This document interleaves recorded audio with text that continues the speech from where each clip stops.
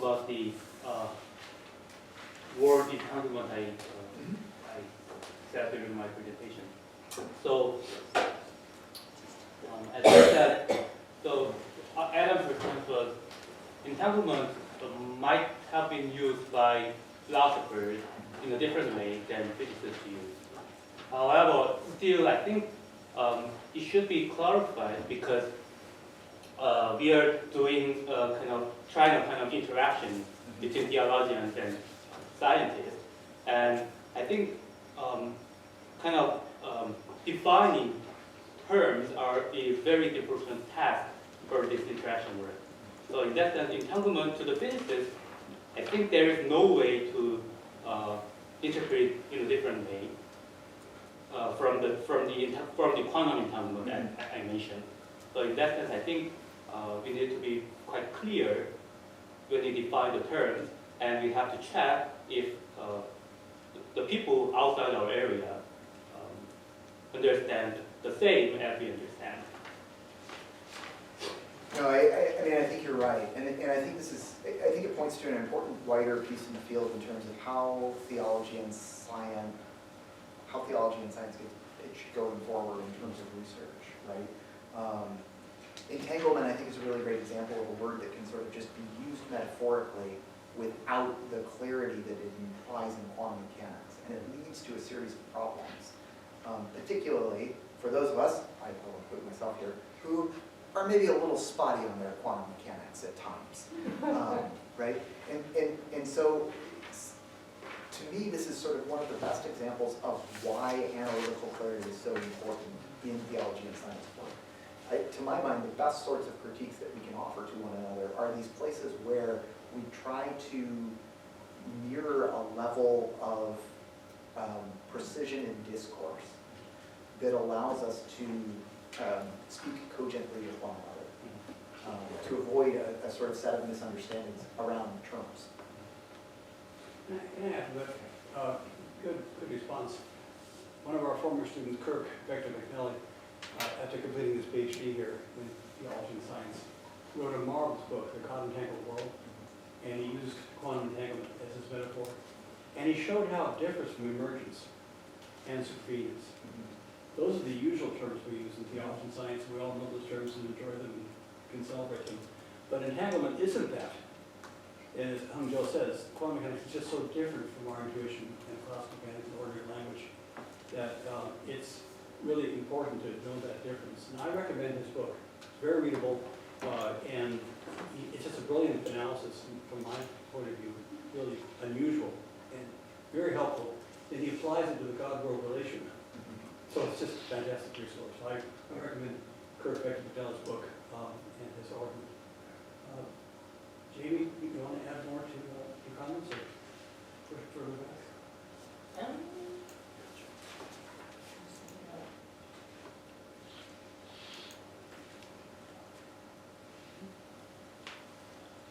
Yes. Do you, so between the individual, like, between the, if you have an, what was it, do you have an Instantaneous and planetary category. Yes. So I'm going to talk about that. I think there we've had a really solid place for personal experience and personal action. And I wonder if there's a particular philosophy or ontology that you're using sort of behind the scenes, or that you would use if this were written on a book. Sure. Yeah. No, that's. I can answer that one. So in the background here is definitely a pretty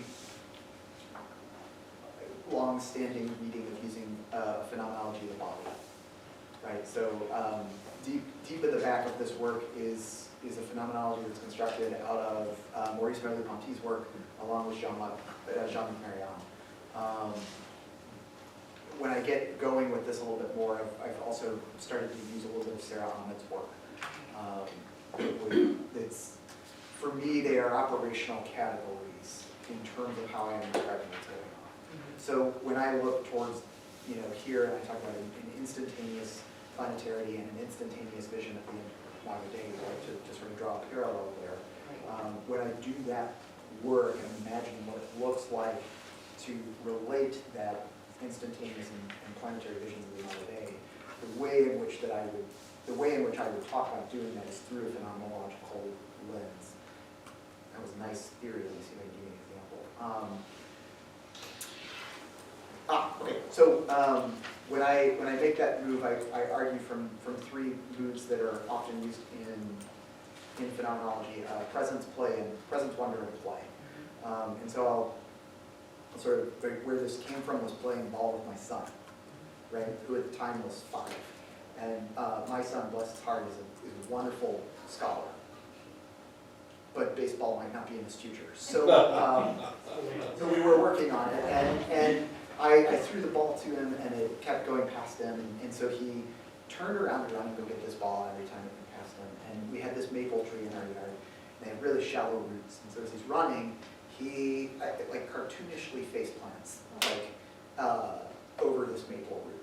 And I take that deep parental intake of breath, waiting for the scream to come, and it doesn't come, but he hops up very quickly, he goes over it, and he kicks the maple tree. And I, as a good professor, look at this as a teaching opportunity to explain that we respect all living things, that we shouldn't kick the tree, it's not the tree's fault.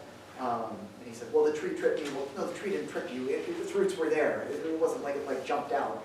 And I said, you really shouldn't kick the tree. And he finally looks at me and he goes, Dad, it's just a dumb tree. And to me, right, this is very indicative of the way in which we think about the bodily relations that we have with things in the world, right? Immediately, right, at the age of 5, my son had already assumed a preference for conscious living things over non-conscious living things, right? The non-conscious living thing isn't due the same level of ethical and moral respect as the conscious living thing. That's an interesting argument that is in the background of what's going on, that relies on a very particular notion of conscious personhood as a locus of respect,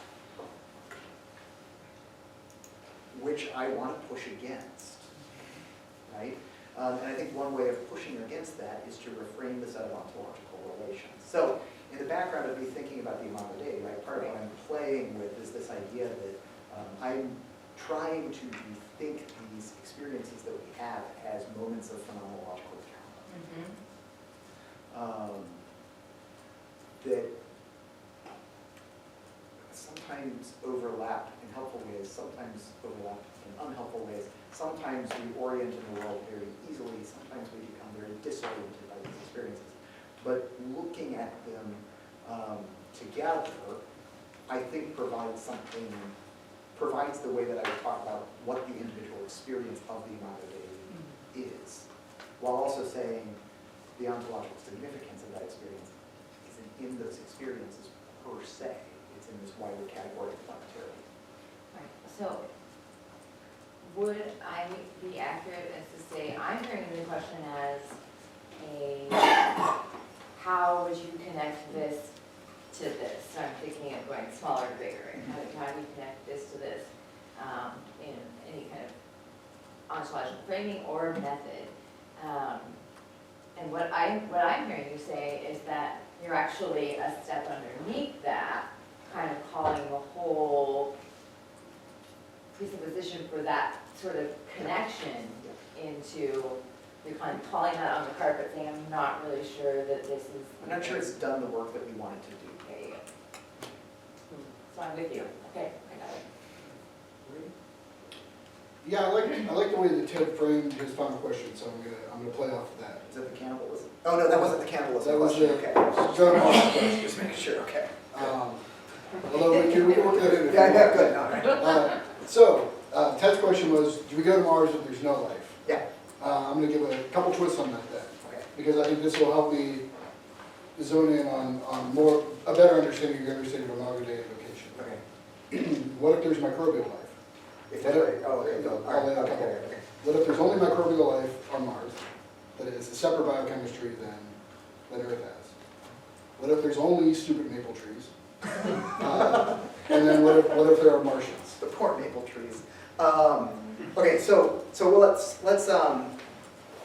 work backwards on our great chain of being, right?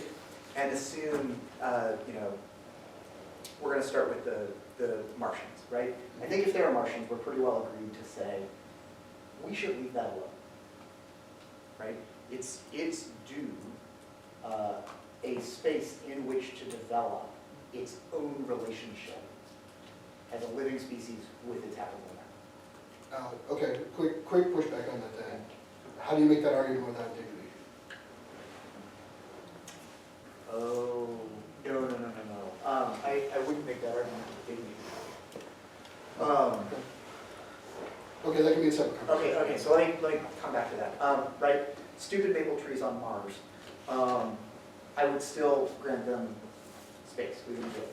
Microbes on Mars, with a different biochemistry from us, right, would say, nope, we leave it alone.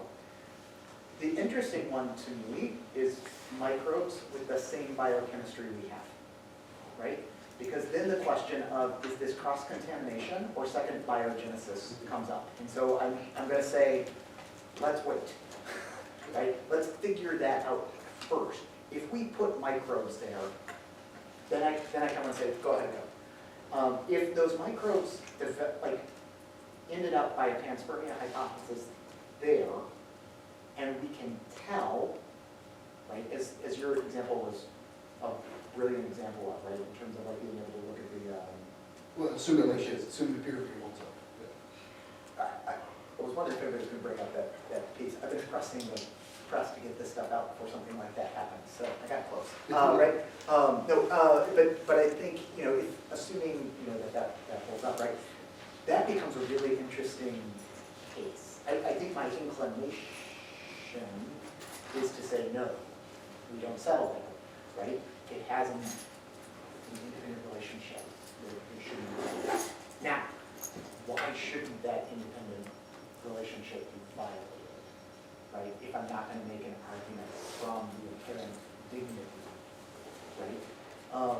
And what I would want to say is that I would want to couch my argument in a notion. I would want the argument to be parallel to the ways in which we talk about when we do or don't intervene with other species on this planet, and how it is that we make those decisions. With the idea that, in particular for all of those cases where this is a instance of second biogenesis, that there's an intellectual value to a second biogenesis that should trump our involvement. So I think, and this is where we maybe need to talk about this more, I think that's a different argument than dignity. Yeah, I agree. Now, I think we're not as far apart as you think. Yeah, on yeah. action. No, Maybe we right. have justification. Yeah, right. But I think Can I that's just right. say, that was a wonderful conversation, and what you articulated, Adam's exactly Chris McKay's point of view. He would say biodiversity Yes. is the primary driver. So if they have the same DNA as us, there's no diversity, you can take it. If they have a different one, that off. It isn't really a dignity argument, it's a diversity argument. Yeah. But that's space of it, so it's, Right. okay. Yeah, so and that's where I would, and it's I that. don't know if you know Chris McKay, but it's amazing science in NASA, and he makes this case. So, good. Ted, you want to? I'm gonna pass. Adam gave such stunning responses to my questions. Nothing else needs to be said. I'd like to hear what others in the room have. We're going to take 10 minutes or so for those who haven't spoken yet to say a question if you haven't, but somebody who hasn't spoken yet. Well, No, you've spoken already. okay, but I'm also an expert, so I have more to say. But no, I'd love people to speak. We'll come to you. Others who haven't spoken yet, make a brief comment and tell us who you're speaking to. Yes, first of all, Desiree and I are social scientists. We thank Adam for your fantastic work. We'd like to know, as you continue your work with the concept of entanglement, how do you relate this to Imago Dei in terms of cosmic expansionism, or do you need to see this as localized in terms of planetary anthropology? Yeah, and especially, theology as we understand it. especially in the light of what Ted said about Adam to Christ, I think, because that was a whole different, a good perspective of it. Thank you. No, that's a great question.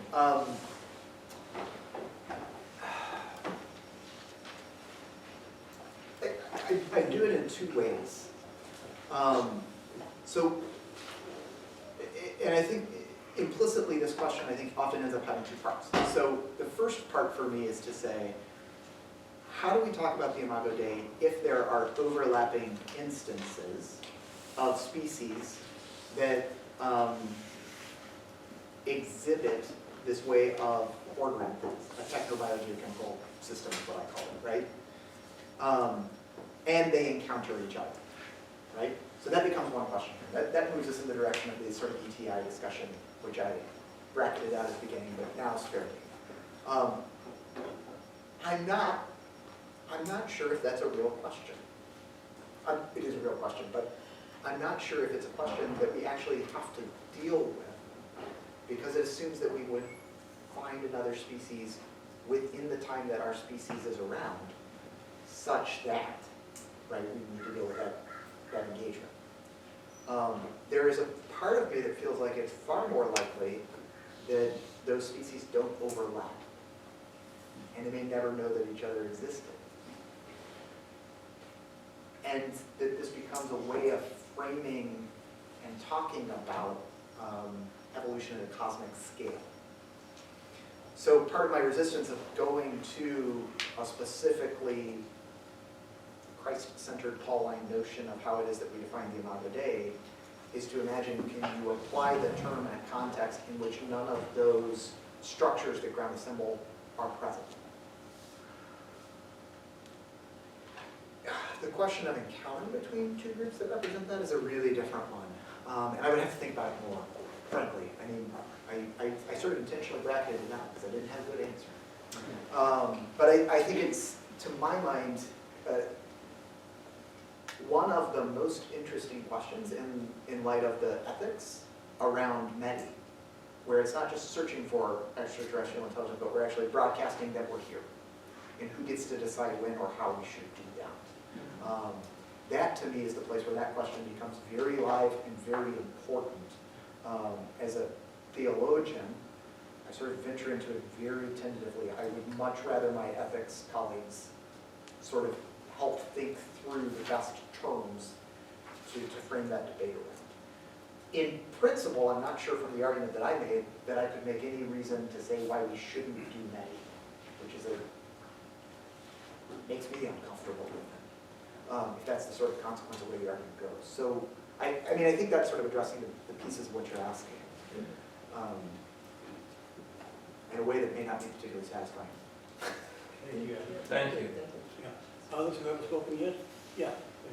I have a question about individualism and maybe community, i.e. the church. I'm reading too much history these days about slavery. And now I'm reading about how the Spanish culture kind of enslaved all the Indians, not all of them, maybe 75% of the Indians. And then I'm also reading about how the so-called gunpowder empires, the Ottomans, the Safavid Iranians, the Mughal empires, expanded to capture slaves. So 500 years ago, building empires by capturing slaves was part and parcel of what you did. And that was followed by a kind of launch of modern science through the urge to conquer and do violence against nature. I'm thinking of Francis Bacon and things like this. And I certainly have a lot of respect for Western individualism, and I understand it as being, as individuals, we are saved. We're not saved necessarily as communities.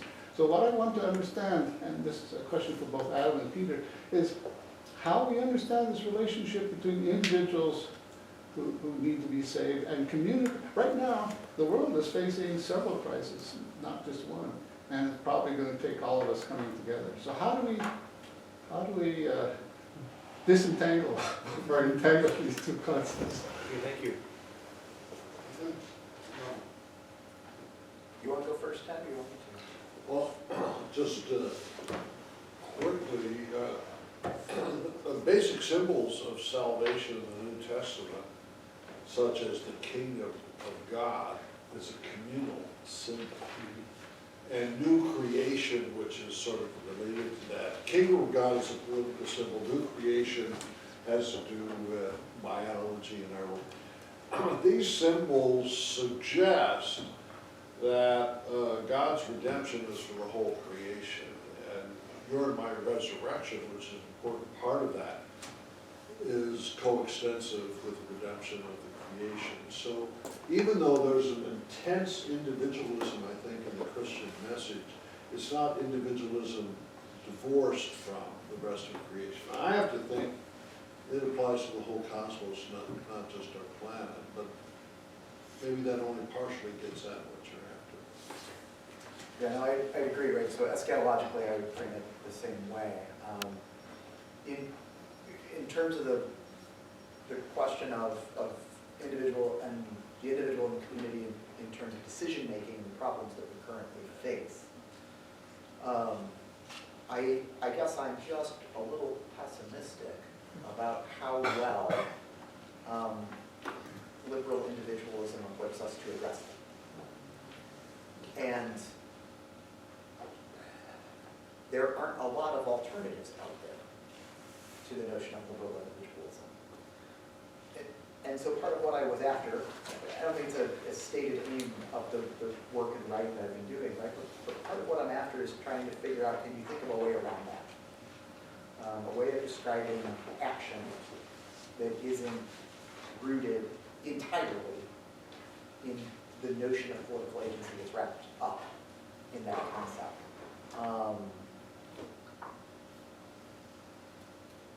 If I were a person looking back to think about like maybe what I would do a PhD in again, if ever I had such a terrible idea, my life would strip it right out of my mind before I would ever even get a chance to.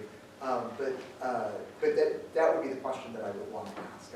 I think a deep discourse between like the work that's going on in these areas in philosophy and science and theology and science with the ramifications of political policy are immensely important. Okay, others who haven't spoken, then we'll get to you. Others who haven't spoken, then we'll get to you. Well, I object that you're essentially allowing a bunch of people you chose to make multiple comments and use up the time, and then a lot of people, which is fine, let everyone speak, but you're excluding me as an expert in astrobiology and the relation between science and theology. This is my expertise, so you're shutting out, the strong alternative one. And you will have you say for sure. Just want to be sure everyone feels they've had a chance to speak to. Anyone else? Joseph? Yes, Dr. Pryor, thank you for your talk. The question is, what are the boundaries of wonder, if any, for you? Are we capable of exploring what's out there without wanting something in return? And a concrete example to contextualize this question is, as climate change melts glaciers, we're discovering these old viruses, these ancient viruses, and we take an active interest in them mostly because we know that they could kill us, so we want to know more about them, but there's not really a sense of, oh, look, it's a virus, cool, let's find out how it works. So what, if any, are the boundaries of wonder? It's a really excellent question. So I'll say this. I think on the one hand, I'm very sensitive to a critique, like someone like Lisa Sedaris would argue, that awe and wonder can too often be used to cover up scientific, poor scientific motives. I'll put it that way. I think she's doing really, really great work in terms of where it is that you would draw a boundary on the role that wonder plays in these conversations. I'm a little, it's like one of the only times I get to say this where I'm more optimistic than somebody. I would hope that living into the Imago Dei delimits wonder. That you have wonder that extends beyond an interest in oneself. And that becomes a piece of how it is that you foster a sense of what it is to be part of the Imago Dei with others. Thank you. Sir, you're on. Okay, yeah, I had something in comments on Bradley's reply. You just moved into the panel discussion. I thought we were going to have a little bit of time there for addressing respondents.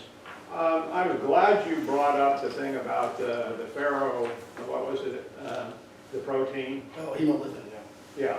Yeah, because it shows that the rest of the solar system is important in the origin of life. That Follow the Water is sort of this mythology of a lot of astrobiology in saying life started in a wet planet, life on Earth. However, in order to survive, a cell has to have a very selective semi-permeable membrane, or its contents just diffuse out into the water. And so it's essentially a lethal environment for something that doesn't have a sophisticated cellular membrane. So there has to be another place, ancient solar system body, where the precellular life formed. And it really needs to be a body. It can't just be floating around in dust because you need to form springs. It needs to be a satellite because that forms rings, which allows interaction with UV and dust from larger interactions in the universe. And there is a very specific location where that presumably took place, which was in a former tidally locked satellite of the asteroid Vesta, at a time that Vesta was closer in the solar system to Earth, because then the temperature ranges are correct. If the satellite's right under, if there's a hot spring right under where the shadow of Vesta is, then you get the temperature range, two temperature ranges, one that creates oscillating electric fields for electrophoresis concentration, and another one around the freezing point of water for fractional crystallization. And there's just, look at all the evidence. There's no other spot that would be comparable. And it's also on the question of there being only intelligent life on the Earth in like a trillion possibilities, is that it takes a very special set of improbable things to get this to actually just come together right. And so it meets that problem. Now, of course, this was about non-intelligent life, but given the observations, the chances are for there's likely to be some microbes in a far distant galaxy, but there's very unlikely to be anything closer other than the remains from the original source of life here on Earth. And by the way, the moons and Mars are the place where you're most likely to find the traces. As far as the atom, I have the thought that this is sort of it's almost like a bait and switch, because astrobiology is a natural science. In other words, there's no intention of making something new. You're supposed to observe what's already happened. And so it isn't connected with sin and the other theological questions there.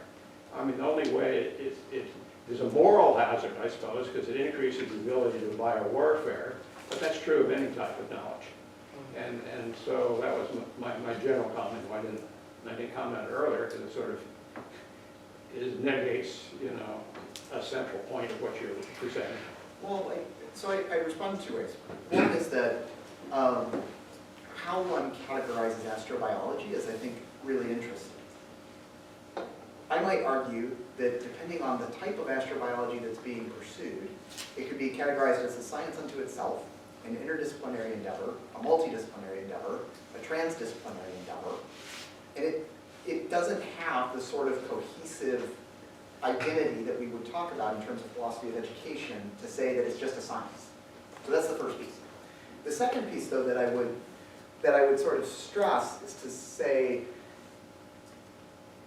just because something is observational, that it doesn't relate to sin in this way. I think there are a couple of philosophical moves that are made in that argument that would need to be unpacked before sort of leveling that kind of a critique.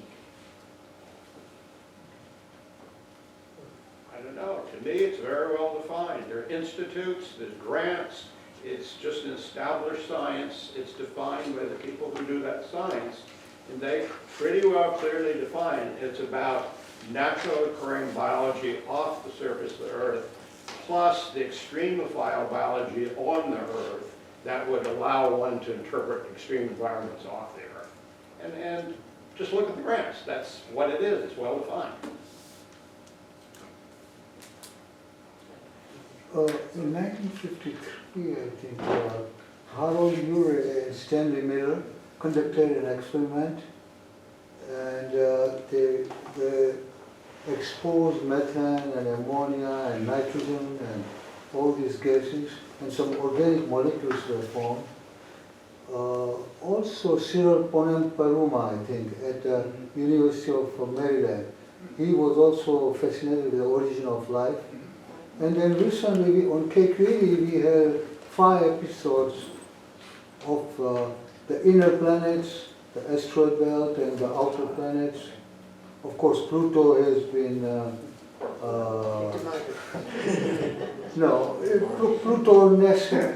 Plutonecimals. These are thousands of such planets in the Kuiper belt. But what they were talking about, that on Earth, life could have originated in hydrothermal vents, black smoker chimneys, white smoker chimneys. And what do you think of that exactly? We've been talking about life on other solar systems, other stars and all that, but right here we should focus on Earth and try to trace the origin of life. How did it happen here? So I think these two things are sort of often put into a false tension with each other. It's not fair, but a somewhat false tension with each other, right? What I would argue is that learning about the development of chemoautotrophs in a different system that could be compared to what we know about the development of chemoautotrophs here would be mutually beneficial. So I'm a big advocate of the both-and approach, right? You have to study. I brought up Enceladus. Why did I bring up Enceladus? Because whatever sort of work is being done underneath that